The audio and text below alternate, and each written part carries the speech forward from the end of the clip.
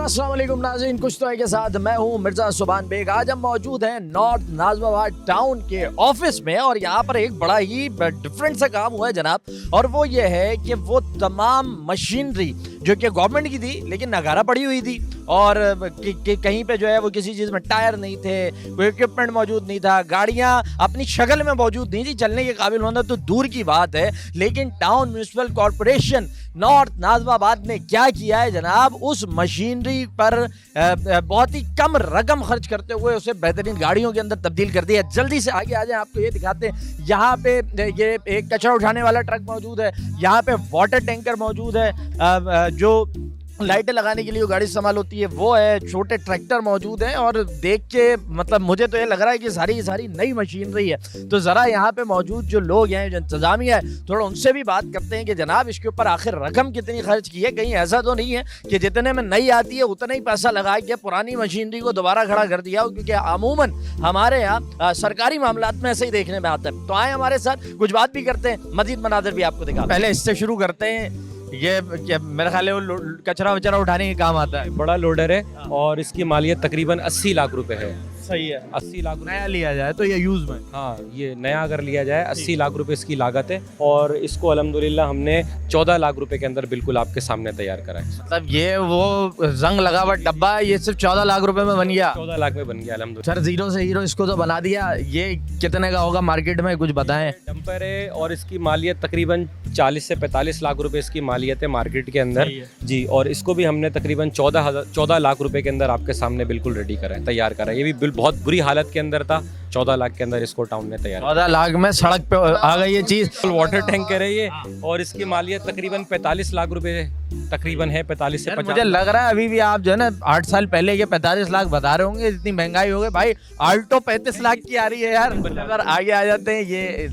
गाड़ी नजर आ रही है, ये भी कोई कचरा उठाने वाला है। ये जो है ना, जो छोटे बॉबकेट होते हैं ना, हमारे जो 2 बॉबकेट अभी आप देखेंगे, ये उनको लेफ्ट करके उठाने के मतलब उनको भी उठा लेता है और MTL के तौर पर भी इस्तेमाल होता है और लोडर के तौर पर भी इस्तेमाल होता है जी जी। और इसकी मालियत भी तकरीबन इस टाइम पे इस कंडीशन में भी 30-35 लाख रुपए है और इसको हमने खाली सिर्फ 5 लाख रुपए के अंदर इसको रोड पोजीशन में लेके आ गए। सिर्फ 5 लाख रुपए में? 5 लाख रुपए के अंदर इसको हम रोड पोजीशन में लेके आ गए। बिलीव करें 150 इस वक्त 3 लाख प्लस पे।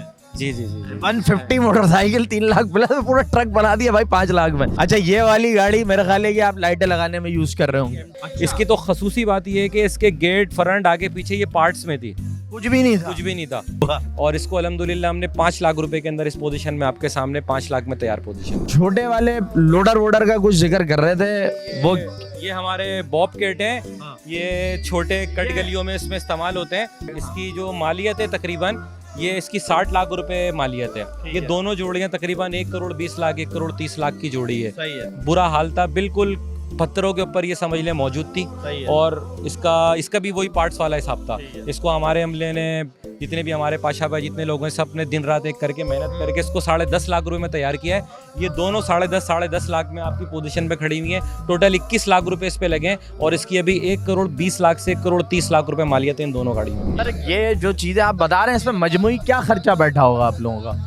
मजमूई खर्चा हमारा इसमें आप अगर लगाएंगे तो ज़्यादा से ज़्यादा हमारा इसमें 1.25 करोड़ 1.5 करोड़ के अंदर हमारा 1.25 करोड़ में काम हुआ होगा। ज़्यादा से 1.25 करोड़ में काम हुआ है और इस वक्त इन चीज़ों की मालियत तकरीबन 5 करोड़ प्लस है। बिल्कुल ऐसे ही है, जबरदस्त काम है। अच्छा, कुछ टाइम पहले भी, कुछ चंद महीनों पहले भी हम आए थे और हुआ ये था कि यही दिखाया गया था कि हमने गाड़ियाँ नई बनाई हैं, उनको फर्निश कर दिया है और उनको स्क्रैप से उठा के बनाया, तो उन्हीं को दोबारा से कोई कलर मार के, चूना करके, डेंट पेंट करके दोबारा तो नहीं दिखा रहे लोग। बाहर खड़ी की हुई है डिप्टी कमिश्नर साहब और एसी साहब का विजिट। बाहर खड़ी हैं? जी जी बिल्कुल बाहर खड़ी है। चलिए देखिए। बिल्कुल बिल्कुल आपको दिखा सकते हैं, बिल्कुल दिखा सकते हैं। इसका आप कह रहे थे, जिक्र कर रहे थे, ये सारी गाड़ी हमने इसीलिए बाहर खड़ी करके रखी हुई है लाइन से। सारे ट्रैक्टर वगैरह आप लोगों ने लगा रखे हैं, आगे भी खड़े हुए और पुराने जो इंतहाई कम बजट में, पिछली दफा भी आप हैरान हुए थे, इंतहाई कम बजट के अंदर तैयार हुई थी। ये वही गाड़ियाँ हैं जो अभी तक ऑन द वे हैं और काम कर रही हैं और कोई ऐसा नहीं हुआ कि एक साल जो हमने 8 महीने पहले तैयार किया था वो सब काम में लगी हुई है। पार्क में,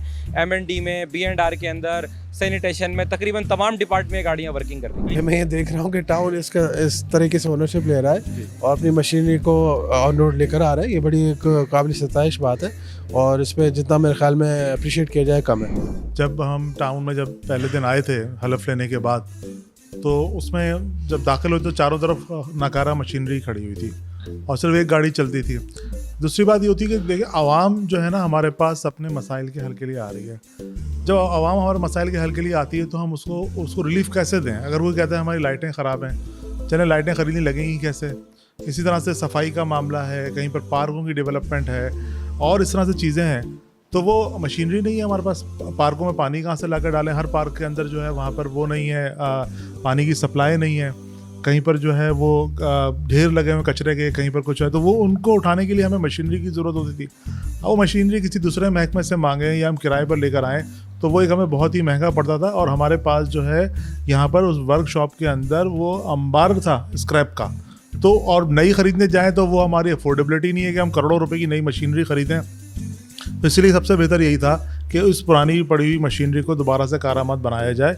और उसके लिहाज से हमने सबसे पहले अपनी पहला फ्लीट जो तैयार किया, अपनी जो अशद ज़रूरत थी उसका, फिर उसके बाद दूसरा फ्लीट तैयार किया, इसके बाद एक और तीसरा फ्लीट भी हम तैयार कर रहे हैं। और उसमें यही कि टाउन की अपनी सेल्फ रिलायंस हो इन कामों को एग्जीक्यूट करने के अंदर, कि हम पब्लिक को सर्विसेज अच्छी प्रोवाइड कर सकें और जो है ना अपनी मशीनरी के ज़रिए वो जो काम बहुत ज़्यादा मैनुअल और लेबर से होता था वो कम लेबर से जल्द से जल्द हो सके। सर ये बताइएगा कि इसके ऊपर एक खती रकम भी खर्च हो रही है, आपका टाउन भी बहुत बड़ा टाउन है, उस पर जो अखराजात हैं वो अलग हैं, तो इसमें कोई केएमसी का ताउन रहा है, सिंध गवर्नमेंट का ताउन रहा है, कहीं और से पैसे जनरेट किए हैं या ये टाउन के जो बजट होता है उसी में से इसको मैनेज किया गया? नहीं, केएमसी का तो कोई ऐसा ताउन का ज़रिया भी नहीं है, ना केएमसी इस तरह से ताउन करती है, ना ही सिंध गवर्नमेंट का कोई डायरेक्ट इस तरह से कंट्रीब्यूशन है। हमारे जो एक माहाना ग्रांट मिलती है वो, और उसके अलावा टाउन का जो ओन सोर्स रेवेन्यू है उसी के अंदर ही से हम उसका बजट बनाकर इन मशीनरी को दोबारा से रिस्टोर कर रहे हैं। आतिफ साहब, मशीनरी तो हो गई है और वो इंशाल्लाह ऑन रोड हमें पुरानी भी नज़र आई है और अब जो आज जिसका आप लोगों ने इफ्तिताह किया वो भी दिखाई दे देगी। थैंक यू सो मच हमसे बात करने के लिए। नाज़रीन इकराम, हम मौजूद थे नॉर्थ नाज़िमाबाद टाउन में, चंद लाख रुपए या करोड़ सवा करोड़ रुपए की लागत लगाकर करोड़ों रुपए की मशीनरी को एक मरतबा फिर ऑन ग्राउंड करने का जो आज़म था उसको आज पाया तकमील तक पहुँचाया गया। आतिफ साहब जो कि टाउन चेयरमैन है, आपकी भी बात आपने सुनी, और उसके साथ साथ DC साहब जो कि आज की इस तकरीब में बतौर मेहमान खुसूसी शरीक हुए थे, उनकी भी गुफ्तगू हमने आपको सुनवाई। प्रोग्राम का वक्त इख्तिताम को पहुंचता है। मिर्ज़ा सुभान बेग को इजाज़त दीजिए, अल्लाह निगहबान।